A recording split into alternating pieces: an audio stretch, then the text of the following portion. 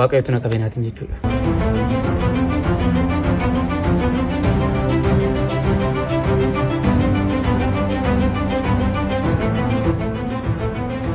Mee maal akka gochaa turte mee haase? Maqaan koo Abrahaam Firdiisaan jedhama. Kanan aladhee godina Wallagga Baanaa Gobbusayyoo Gandolmaa Caalaa keessatti amma garuu magaalaa Baakoo keessa jiraachaa jira.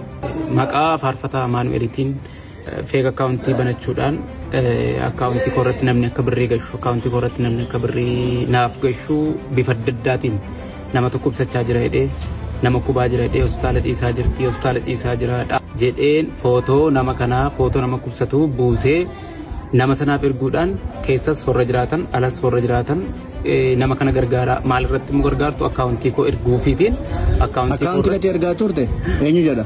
Abrahaam Firdiisaa Beenyaadha. Maqaan koos Abrahaam Firdiisaa Beenyaati. Kanaafi akkaawuntii kana ergeefiin akkaawuntiin kun 10,97,59,7 kanaaf akkaawuntii kana ergeefiitaniin kanarratti gargaartu jedheetaniin namoota baay'ee irraatii birrii amma nyaadheera. Kanaafi maqaa faarfataa kanaas baay'ee tureesseera baay'ee balleesseera. Faarfataa Amaanu'eel Gaaddisaa kanaas baay'ee tureesseera baay'ee balleesseera. Baay'ee yakka guddaa hojjedheera nama durattis waaqa durattis waan fudhataman qabne hojjedheera. Kanaaf warran birrii isinirraa nyaadhe warri ani suura namaa isinitti erge nama qaama miidhamaas nama kubsatus warri ani isinitti erge dhiifama guddaa kanaa gootaniin barbaada. Faarfataa Amaanu'eelis dhiifama guddaa nama akka nama waaqayyootti dhiifama guddaa kanaa godhaniif dhiifama gaafadheera. Wanta ati guyyaatti poosti gootu iddoo ati har'a jirtu. Tokkoffaa bakka ani jiru na hordofaa turte bakka ani jirutti footoo koo jijjiiraa turte. Iddoo ati jirtu iddoo ati deemte maal akka hojjettu eessa akka jirtu feek akkaawuntii kan biraa isaatiin sin hordofa. Isa karaa kan keemmoo si hordofuun barbaadu maaliif situ nu argata achirraan si hordofuun barbaadu ture. Achirraan akka bifa keetiin birrii nyaachuun barbaada malee achirraan si hordofuun barbaadu. Karaa biraa immoo galee loogaawut go'ee karaa biraa immoo galee taniin sin hordofu. Isa booda maaltu natti gaama har'a Amaanu'eel iddoo akkasii jira har'a Amaanu'eel iddoo akkasii jira.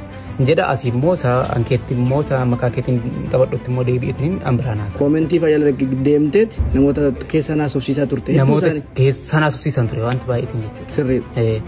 Kanaafi namoota baay'ee faga'umsaa turte keessaan faa gaafattee haasofsiisaa turte. Sirrii yeroo koomentii kan kee yeroo ati viidiyoo tokko gadhiistu karaa feek akkaawuntii sin hordofu sanaatiin seenee yeroo ati viidiyoo tokko gadhiistu nama gargaartus haa ta'u maalis haa ta'u yeroo ati gadhiistu namoota koomentii sii laatan hin laalan.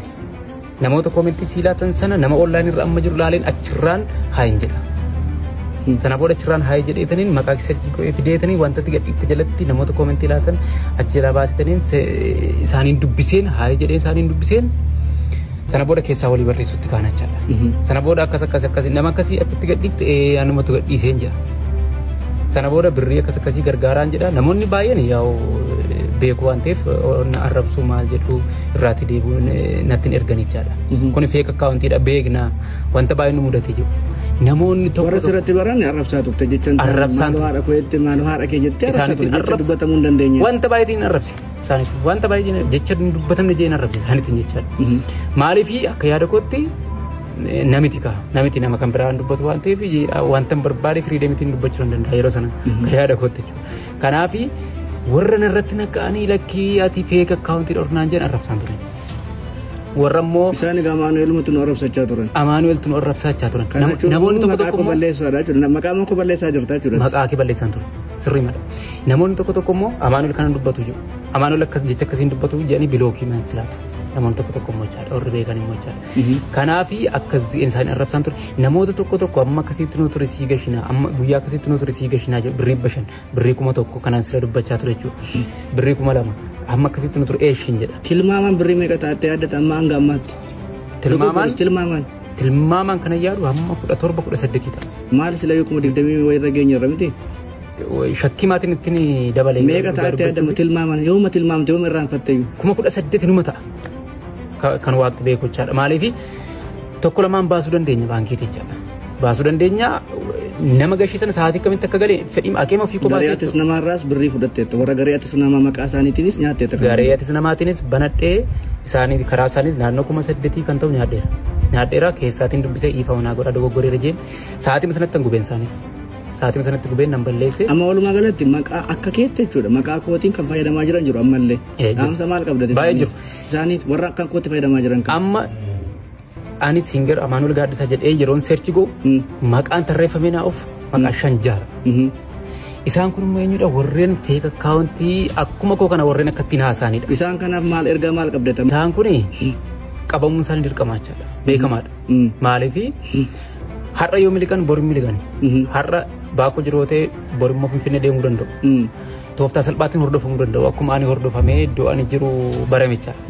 Amma engadda ani hospitaala keessa jira hospitaala baakoo asiicha. Achi keessa jira bakka bashannanaa wayiin ta'a. Siimii koo qabadheen jiran ture namni naa dawwalee eessa jirtannaan Finfinneen jiran jedha. Sana booda lakki Finfinnee jirta miti ati hospitaala baakoo keessa taa'aa jirtanaan jedha namni sun jechaadha. Kanaaf warri amma faarfataa Amaanuel Gaaddisaa jedhanii banatanii inni kaan faarfataadha inni kaan siingir jedhee banateera. Ani beekachaadha.